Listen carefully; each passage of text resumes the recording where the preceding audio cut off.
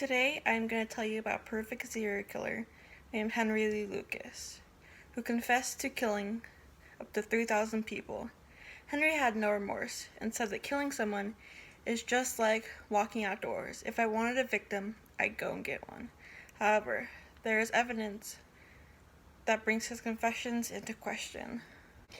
Henry Lee Lucas claimed to be a prolific serial killer. However, he was more like a prolific liar. First, I'm going to talk about Henry's early years. Then, I'm going to talk about Henry's killing years. Then, I'm going to talk about Henry's confessions. First, I'm going to talk about Henry's childhood and early crimes, as described in Serial Killers, Butchers, and Cannibals by Nigel Blundell. Childhood and early crime. Henry had a horrible childhood. He lived with his mother, Viola, who was a prostitute, and his father, who was an alcoholic. Henry was starved and abused by his mother. At age 8, his mother beat him on the head with a wooden plank. Henry was in a coma for 3 days. He had a brain injury affecting the areas of his brain that control impulsivity and remorse.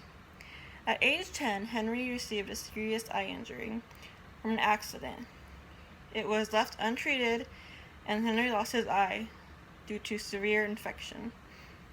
Not surprisingly, Henry turned to crime at a young age. At age 15, Henry abducted 17-year-old Laura Blundley from a bus stop. He beat and raped her, then strangled her to death. At age 16, Henry was arrested for burglary and served 1 year in juvenile detention. Here is a picture of Henry, his first mugshot.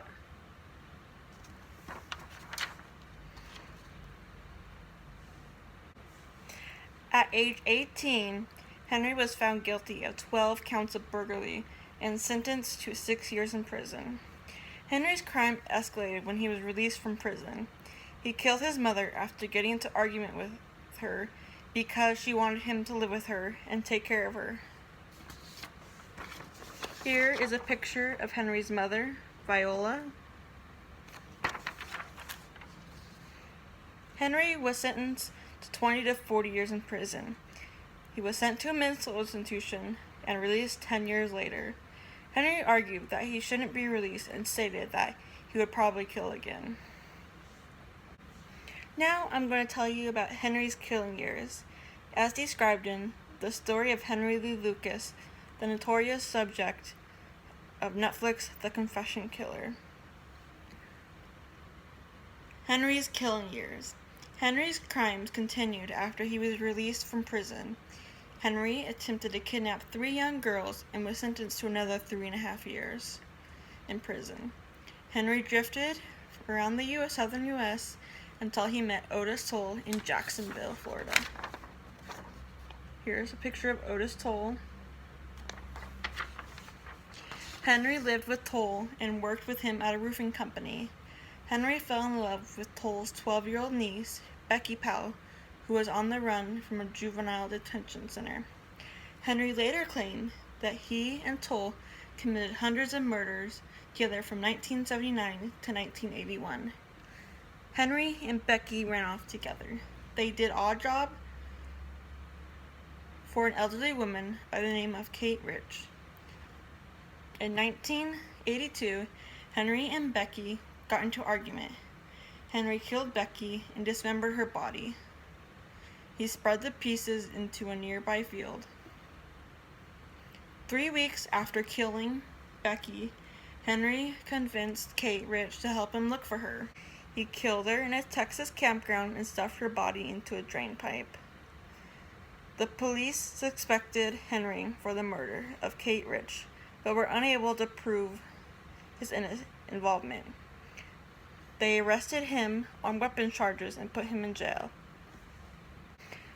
Now I will talk about Henry's confessions. Henry's confessions. After 4 days of being held in jail with no communication, Henry confessed to the murders of Kate Rich and Becky Powell. Here is a picture of Becky Powell. and Kate Rich.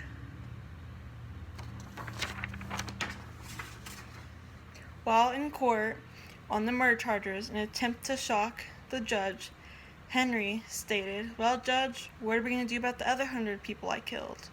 The Lucas Task Force was created to investigate the other murders. Here is a picture of some of Henry and his victims. Officers from all across the U.S. came to talk to Henry about the cold cases, with no leads or suspects. Henry ended up confessing to as many as 3,000 murders.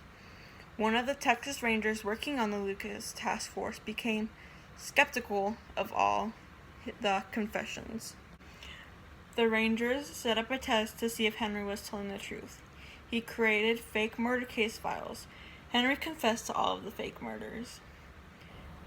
Basil Johnson, a psychologist who provided expert witness testimony regarding Henry's confessions, gave his opinion in the confession in the article, "The Making of a Serial False Confessor."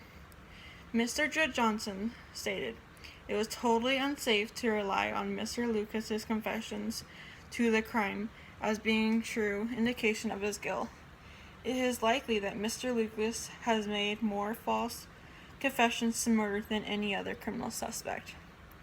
After an in-depth psychological testing and extensive interviews, Mr. Judd Johnson concluded that combination of factors contributed to the false confessions, including Henry having a personality disorder, low self-esteem, desire to please and impress people, and inability to see beyond immediate gratification to the long-term consequences of his behaviors. Experts think Henry may only have killed 4 people. Evidence supports Henry's confessions to the murders of 17-year-old Laura Burnley, his mother, his girlfriend Becky, and the elderly woman Kate Rich. This means Henry may have only killed 0.1% of the women he confessed to killing. Today I have talked to you about Henry Lee Lucas's childhood and early crimes, his killing years, and his many confessions. When Henry was asked how many people he killed, he once said, "Once I've done it, I just forgot it." We'll never know for sure how many people Henry Lee Lucas actually killed.